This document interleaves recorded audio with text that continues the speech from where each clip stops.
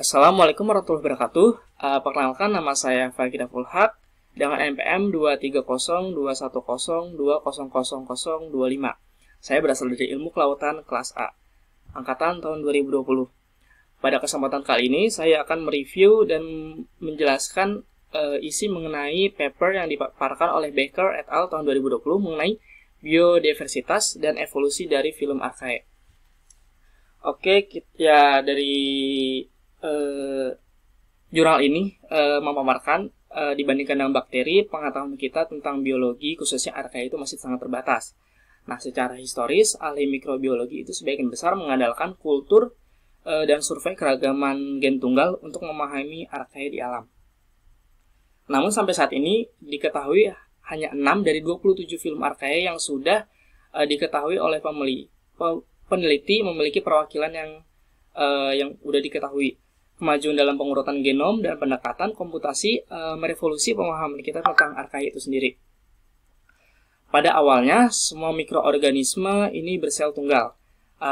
Dari non-eukaryotik itu sendiri diklasifikasikan menjadi prokariota dan monera. Tetapi ada pula keragaman yang tidak diolah. Ini disebut sebagai klasifikasi awal yang disamakan dengan bakteri dan archaea ke dalam satu materi gelap, mikroba gitu. Kelompok ini utamanya didasarkan pada morfologi mereka itu sendiri. Nah, analisis komparatif dan filogenetik yang berbasis asam oleh sequencing dan pendekatan komputasi namanya Carl Woese telah memungkinkan cepat dan rekan tersebut memberikan pandangan sekilas pertama ke dalam rekonstruksi evolusi genom dari alam itu sendiri, termasuk penguraian mikroorganisme itu sendiri. Nah, metode ini menunjukkan bahwa kehidupan 20 filum archaea secara spesifik atau secara khusus, kemajuan ini harus dibagi menjadi 3 domain: eukariot, eubacteria, dan mencakup sequencing throughput tinggi. Lalu pemeriksaan lebih dekat terhadap archaea ini sendiri mengungkapkan bahwa banyak genom dari genetik patigenom yang dirakit yang dikenal dengan MAGS atau MAGS serta kemampuan dan kesamaan dari biokimia dengan eukariot yang menyebabkan Woese dan mengamplifikasi dan mengurutkan DNA dari satu sel mikroba itu sendiri. Nah, pendapat terkait kontroversial archaea untuk lebih dekat hubungannya dengan eukariot ini sendiri. Hal ini mempercepat rekonstruksi genom dari archaea sehingga archaea tersebut dapat menyebabkan distan ke bakterinya. Nah, archaea ini mungkin memiliki lebih banyak kesamaan dengan penemuan eukariota yang tidak menunjukkan tanda-tanda yang melambat. Nah, sebenarnya pada saat ini juga daripada bakteri seperti struktur genom misalnya intron atau ulusan yang diterbitkan, pasti ada filum tambahan yang ditambahkan dari banyak asal replikasinya maupun transkripsi dan transpohon kehidupannya. Oke, kelompok archaea lain yang tersebar luas mendeteksi sedimen laut yang ada di laut kemudian menjadi mitokondria dan juga membentuk sel eukariotik awal. Nah, studi baru-baru ini telah memperluas keragaman strategi dari metabolisme yang diketahui dapat digunakan oleh archaea dari filum yang berbeda itu sendiri.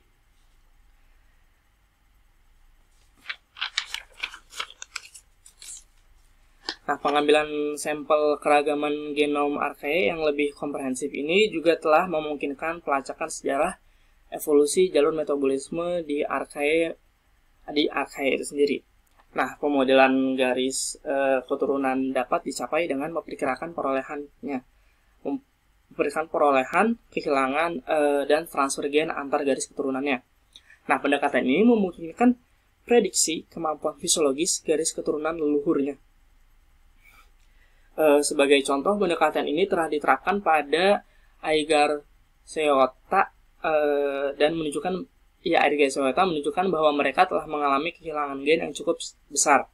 Perolehan gen ini merupakan kunci dari bakteri yang merupakan gen yang terlibat dalam reduksi sulfit, disimilasi dan oksidasi dari karbon monoksida, dan bahwa nenek moyang mereka adalah anaerob thermophilic.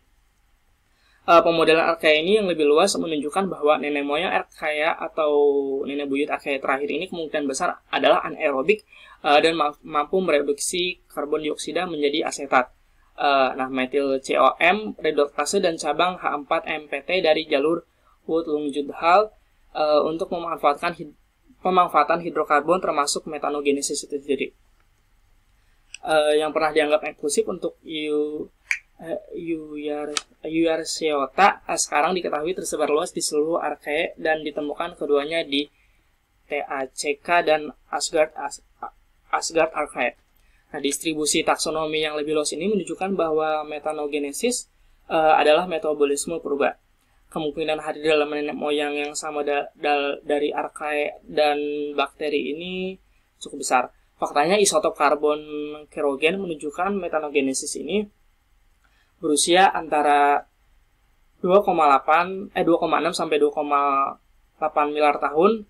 Namun evaluasi atau studi baru-baru ini menunjukkan bahwa jalur ini kemungkinan telah ada sejak nenek moyang terakhir Archaea dan gen yang ada pada bakteri itu sendiri. Kemungkinan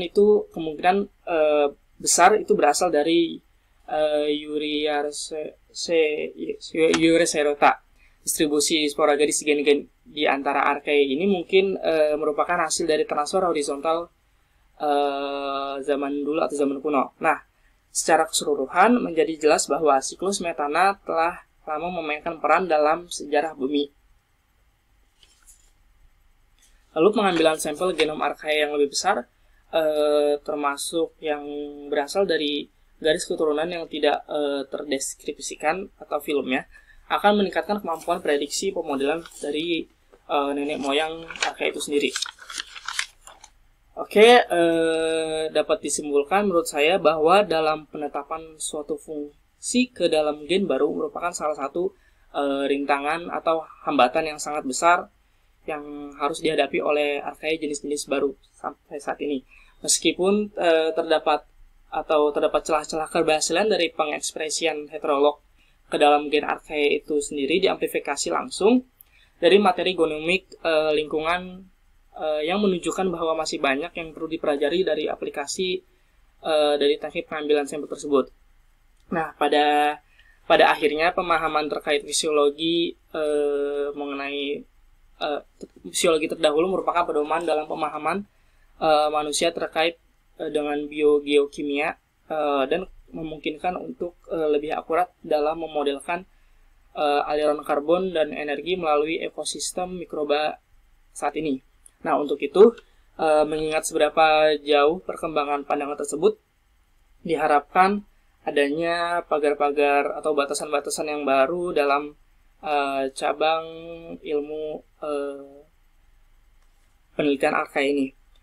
Sekian pemaparan hasil review mengenai jurnal Baker et al. Mengenai biodiversitas dan evolusi Archaea ini. Sekian, wassalamualaikum warahmatullahi wabarakatuh.